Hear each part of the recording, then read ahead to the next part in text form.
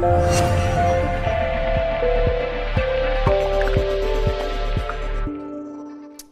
I'm going to talk to you a little bit about what I've learned from my engagement with the Dialogue Society. I'm based in Leicester, so I'll talk particularly about my experience with the Leicester branch of the Dialogue Society and what I think we can learn from their approach. I'm going to do four things. I'm going to explain the terminology I put up there, first of all. Talk a little bit about the Dialogue Society for those of you who don't know much about it. Talk about my experiences of engaging with the Dialogue Society, and then raise two challenges to open up the conversation. So I work for an organisation called the St Philip Centre, and as you can see from our logo, our slogan is that we're about learning to live well together, which I think is a complex, messy, organic process which takes time, involves false starts and mistakes, and I'm always keen to find ideas from other people about how to do that better. Not claiming to know everything myself.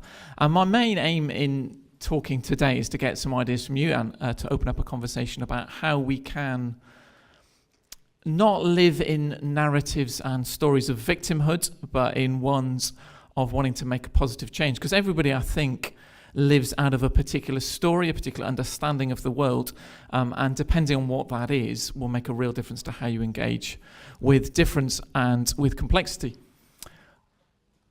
One of the things that I guess is fairly obvious, and this quote kind of says it, is you get out of engagement what you put into it. You can't automatically expect people to tolerate you. I, like probably many of you, think toleration is kind of a lowest common denominator basic starting point, but you can't even get there if you're not prepared to afford similar respect or similar tolerance to other people. You get out what you put in.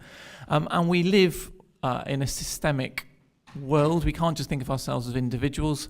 What we do ourselves, what we do as groups, is impacted and changed by the other groups we engage with. To give you one example, I was reading recently a very interesting book which I think correctly argues that some of the extreme far right and some of the extreme Islamist groups kind of feed off each other and need each other in order to justify their own existence. So that's a simple example of a systemic relationship, that one group doesn't exist on their own, or one individual doesn't exist on their own. They feed off each other and are able to justify their existence because of other people. So if you can tweak the system and tweak how you engage with the system, you can make a massive difference. But we sometimes need words and ways of understanding what is going on, and this is where I think academics can bring in some really useful insights. One of the people I found very helpful for my thinking is a chap called Justin Geist, who wrote this book, Apart. And he talks about how individuals are never empty vessels. We all make choices based on the instilled paradigms of morality, felt sentiments, and principal understandings of the structures of our society. And the thing he particularly wants to argue is that we need an appropriate way of framing how people engage. He says that alienation is a form of engagement. It's not a particularly helpful word to use. It automatically defines people negatively, but it is a form of engagement because it's a reaction to a particular situation and a particular experience of society. And his argument is that what our expectations of society are, of the system are, and how those expectations are met will largely shape our attitude towards it. He suggests, and I think there's probably some truth in that, those expectations may not be realistic. They may be completely false ones, but if you have expectations of what you are owed, what the system should do for you, and they're not met, you will probably disengage from it.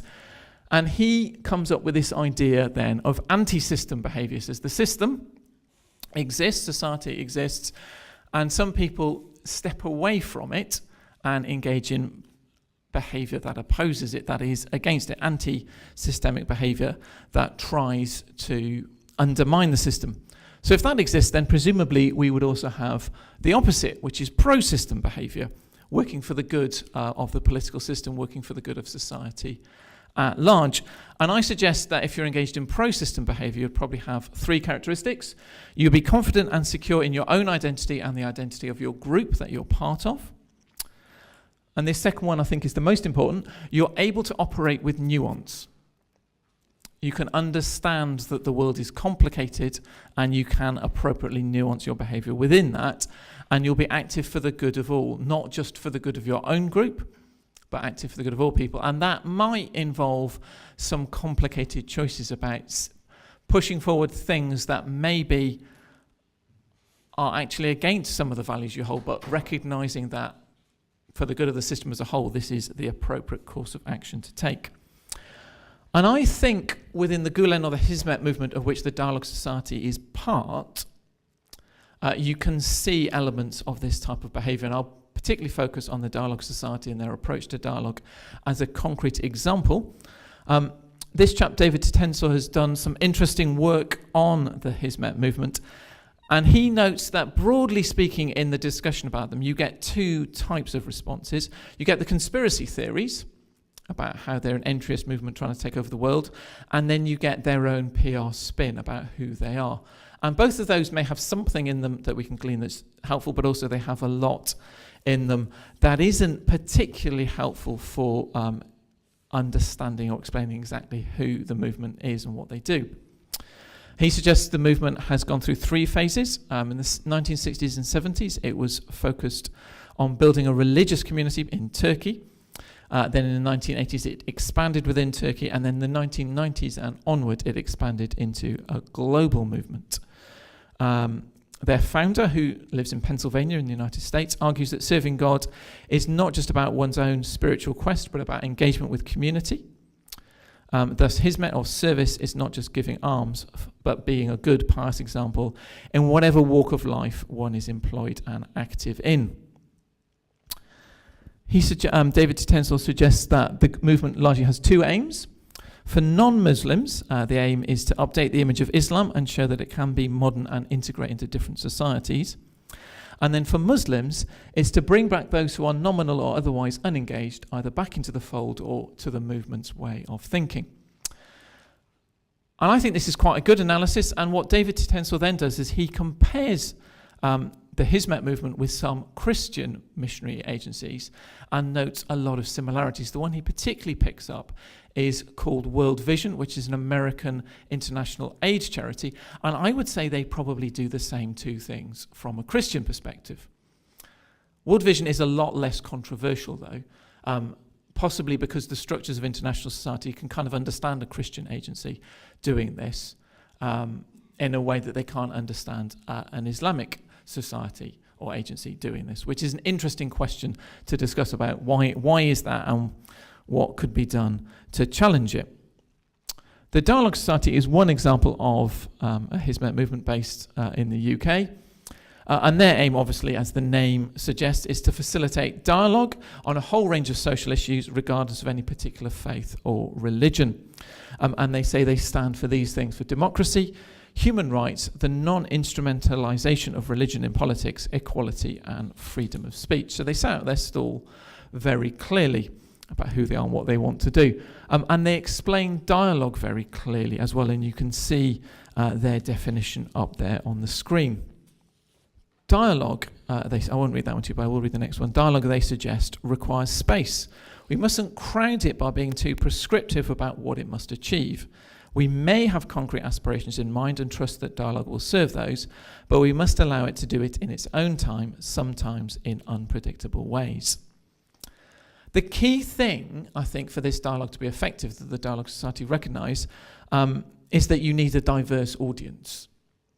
It's very easy to have dialogue that is actually much more of a monologue, where people who are all like-minded already, who all share exactly the same views, come in a room and kind of talk about why they're right and the rest of the world is wrong. That kind of conversation happens all of the time. The thing that Dialogue Society are trying to achieve is they recognise dialogue as an end in and of itself, but they want to get very different views into the room. In making dialogue effective, one of the people they quote is a chap called David Porter, who now works for the Archbishop of Canterbury, but was involved quite heavily in the Northern Ireland peace process. And he says that in that process, the moderate middle ground was, I guess, seen as the place that you want to be. But he said there wasn't a lot of point in sitting in the moderate middle ground because there were people at different ends, politically very different places. And if you couldn't get those people in extreme positions to talk to each other, if you couldn't get these people who had caused great suffering to acknowledge each other's right to exist, to get to tolerance at least, then you were never going to get to a peace process. And this, I think, underlies what the Dialogue Society want to happen, is you can't just talk to people that want to get on. You have to talk to some of the people who don't, and that's quite hard work. So they have 12 guiding principles for making dialogue work. Firstly is this one about making dialogue as inclusive as possible, setting it up and structuring it in such a way that people can and will engage. Secondly, the Dialogue Society recognise where they're coming from. I think this is quite important. I run the St Philip Centre, and we are quite public in the fact that we are a Christian foundation organisation. We work with people of all faiths and no faith, understanding religion and belief in its widest possible sense.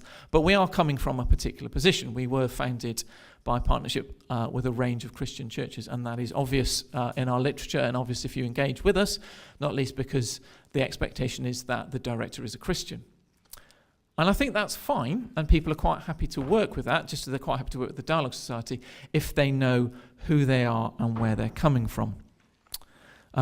Dialogue in their third point must be dynamic, open to new developments, forms of engagement and projects. It's not necessarily static and fixed and they limited to one particular way of doing it. But you do have to have a balance between dynamism and development with consistency and perseverance. You can't just be always about the new. You have to have some level of stability so that people know who you are and what they're engaging with, who they're engaging with. They want to come together around humanness, which I think is a good lowest common denominator place on which to begin. Sometimes you can go with lowest common denominator agreement the whole way. I don't think that's what the Dialogue Society want to do. I think if you do go with lowest common denominator agreement the whole way, you end up with quite anodyne statements of, we're all human and we want to get on, and that's about all we can agree on. You spend a lot of time arguing about whether you can say anything else. And you need to have a little bit more. But you do want to embrace everybody with love, compassion, and empathetic acceptance. Now, that might sound really easy. But bear in mind the point that I made earlier. You have to try and get people with whom you strongly disagree in the room. So you have to work very hard at this one, I think, at consciously making an effort to listen, to understand why people say what they say, and to not prejudge where they're coming from, to come with a spirit of open and honest inquiry, and to try and establish this. To try and establish peace as your default position. Your way of engaging is to be a peaceful one. Again, recognizing that you might not be there at the moment, but that being the place you want to get to. I then get to a couple of things where I start to have a few questions. I do recognize dialogue is inherently as well as instrumentally valuable. It's good to talk in and of itself, but as we'll see when we come on, I am probably slightly more instrumental in my understanding of the point of dialogue than the Dialogue Society. I think dialogue should take us somewhere, and that we should be engaged in dialogue with an end in mind. We might have to agree that end when we're together. But if we just talk for talking's sake, I question slightly the value of it. And many of you will be able, I'm sure, to understand where they've got this from an Islamic perspective, to understand that dialogue is a natural human expression and that diversity is an intended phenomenon. We're supposed to be diverse. We're created to be diverse, and that's a good thing because we can learn from each other. 3 more principles to get through. So to ensure that dialogue and its activities are positive and proactive and focused on developing greater understanding and trust. To focus on core social issues, developing a stronger sense of belonging and concern for one another. So to try and make dialogue grounded in people's real lived experience and not just theoretical. To make a dialogue as local as possible. And again, this is something I particularly like about the Dialogue Society. I'm sure there's great good in international conferences where people come in from all over the world and talk together and then go off back to their respective places. But I think it's in locally rooted dialogue where people come together locally to talk about their own local issues and concerns and build ongoing relationships with people they will continue to meet with, that you get real, effective and lasting change.